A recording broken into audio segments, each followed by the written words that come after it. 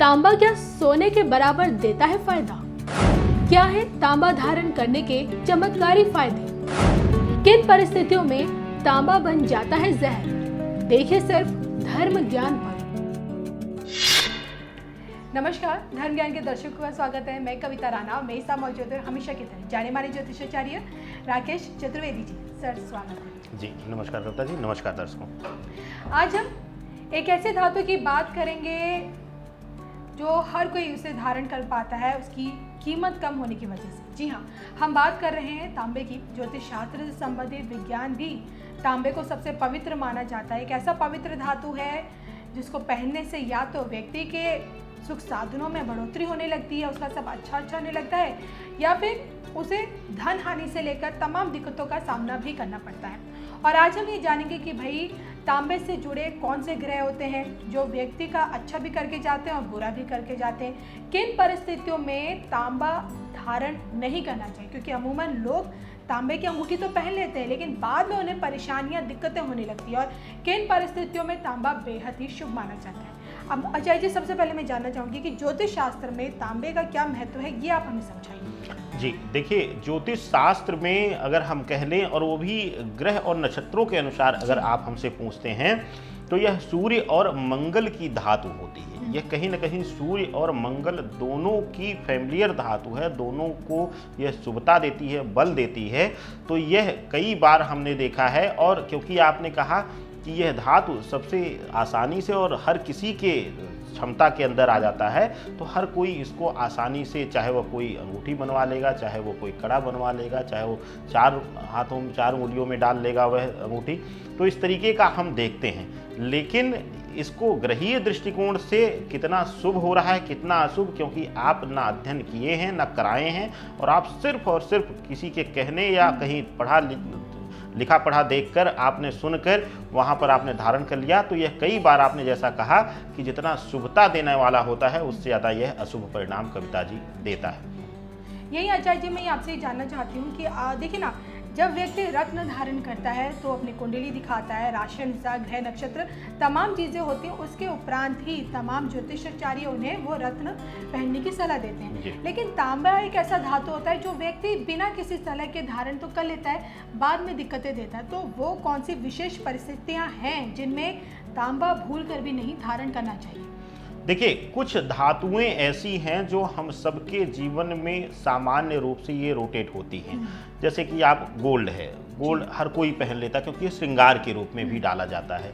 इसी तरीके से आप चांदी है, चांदी भी अक्सर लोग कुछ नहीं पहनेंगे तो एक रिंग ही डाल लेंगे, छल्ला ही डाल लेंगे, और उसमें सबसे ज़्यादा जो पहना जाने वाला धातु है वह है तांबा। कोई रिंग नहीं पहनेगा लेकिन अक्सर हमने देखा है कि वह कड़ा डाल लेता है। एक शौक भी लोगों को होता है, और आसानी से उपलब्ध होने वाला है, और शुद्धता इसकी आसानी से मिल जाती है, ये प्योर मिल जाता है, तो लोग आसानी से इसका प्रयोग करते हैं। इसके साथ ही आपने देखा होगा कि यह सबसे शुद्ध धातुओं में से, क्योंकि यह सूर्य का प्रभाव पूरा आ रहा है और मंगल का भी आप इसमें फैमिलियर है यह जो धातु है, लेकिन सूर्य की यहाँ पे प्रधानता होने की वजह से सबसे प्योर इसको माना जाता है, शुद्धता में इसको सबसे शुद्ध माना जाता है। और यही कारण है कि इससे कहा जाता है कि सूर्य अर्घ्य इत्यादि देने के लिए या पूजन के कलश के लिए यह सबसे सर्वोत्तम पात्र लिया जाता है।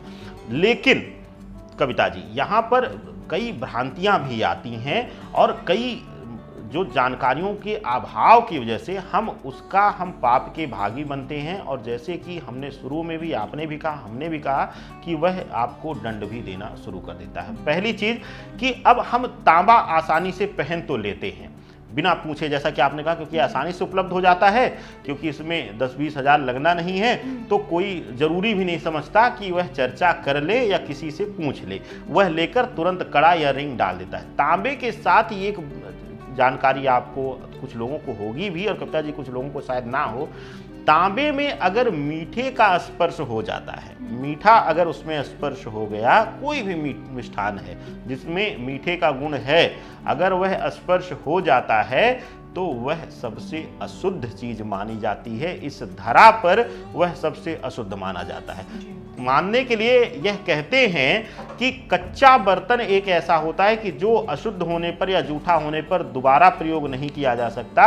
लेकिन आपको बता दें कि अगर तांबे का कोई पात्र या तांबे की कोई चीज मीठे से स्पर्श हो गई है तो उसको शरीर पर रखना या उसको कहीं पूजन सामग्री में इस्तेमाल करना सबसे बड़ा पाप का भागी आप होते हैं। और वह सबसे अशुद्ध, इस धरती पर सबसे ज्यादा अशुद्ध चीजों में उसकी गिनती होती है। उसके आगे कोई भी अशुद्धि मायने ही नहीं रखती अगर तांबे से मिष्ठान का संपर्क हो गया तो यह कुछ कारण है कि जब हम धारण करते हैं तो अक्सर हमने देखा होगा कि कुछ लोग, आपने भी देखा होगा कि मोटी रिंग डाल लेते हैं, छल्ला डाल लेते हैं तांबे का। जी हमने छल्ला डाल दिया, हमें किसी ने कह दिया था, और उसी से वह खा रहे हैं, उसी से वो मिष्ठान खा रहे हैं, उसी से वह मीठी चीज़ों का स्पर्श कर रहे हैं और वो रख रहे हैं, क्योंकि अब वो अशुद्ध हो गया, क्योंकि वह खंडित हो गया। जैसे कि आपने सुना होगा कि भाई कोई रत्न, आपने जैसे चर्चा किया कि लोग कहते हैं कि भाई रत्न खंडित हो जाएगा तो उतार दीजिएगा, नहीं तो वह बिल्कुल बुरा प्रभाव देने लगता है। इसी तरीके से वह धातु अब खंडित हो गई है, वह उसकी शुद्धता जो है वह भंग हो गई है, तो अब वह शुभता देने वाला था तो अब उससे प्रबल रूप से आपको अशुभता देगा, क्योंकि आपका पहले ही सूर्य मंगल कमजोर रहा होगा या दिक्कत कर रहा होगा, तभी आपने तांबा धारण कर लिया। लेकिन अब वो भी पीड़ित हो गया, ग्रह तो पीड़ित थे ही, तो दोनों का नकारात्मक बल मिलके और आपको पटक देगा।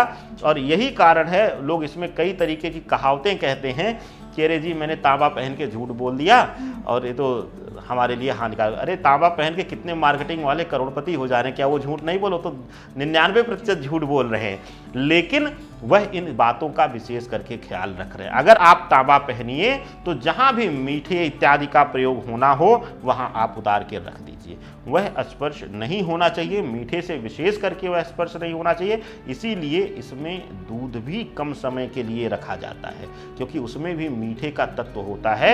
और यही कारण है कि जो दूध भी सामग्री है इससे थोड़ा सा दूर ही रखी जाती है। यही वजह की कहते हैं कि इसमें दूध रखते ही वो जहर बन जाता है। जहर बन जाता है, बिल्कुल सही कहा आपने, क्योंकि तांबा अशुद्ध हो गया। अब उससे बड़ा जहर और उससे बड़ी अशुद्ध चीज इस धरती पर, इस धरा पर कोई है ही नहीं कविता जी। तो इस कारण से हमें विशेष रूप से ख्याल रखना चाहिए। और खास करके यह आपको, अभी तो आपने धारण करने के लिए कहा, मैं आप सब गृहिणियों को भी यह संदेश देना चाहता हूं कि जो अपने घर में तांबे के लोटे का प्रयोग जल देने के लिए करते हैं, और कई बार हम देखते हैं कि अर्घ में कुछ मिष्ठान गुड़ इत्यादि मिला के भी वो दे देते हैं, तो तांबे का प्रयोग मत करिए। और अगर आपने कभी कर दिया है तो उस बर्तन को दरकिनार कर दीजिए, अलग रख दीजिए, बदल लीजिए, या उसकी आप पढ़ लीजिएगा या हमें बताइएगा, या कभी हम लोग विशेष वीडियो इस पर लेके आ जाएंगे कि तांबे को शुद्ध कैसे किया जाए, यह भी हम आपको बता देंगे।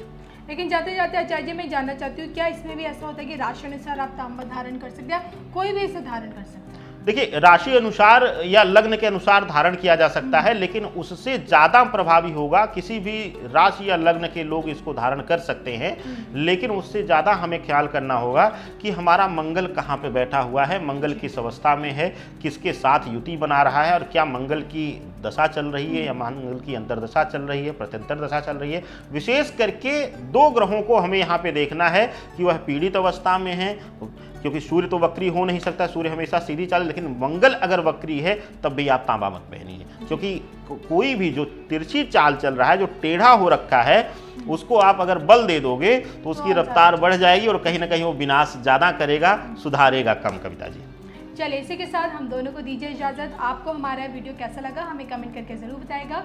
तब तक के लिए नमस्कार। नमस्कार।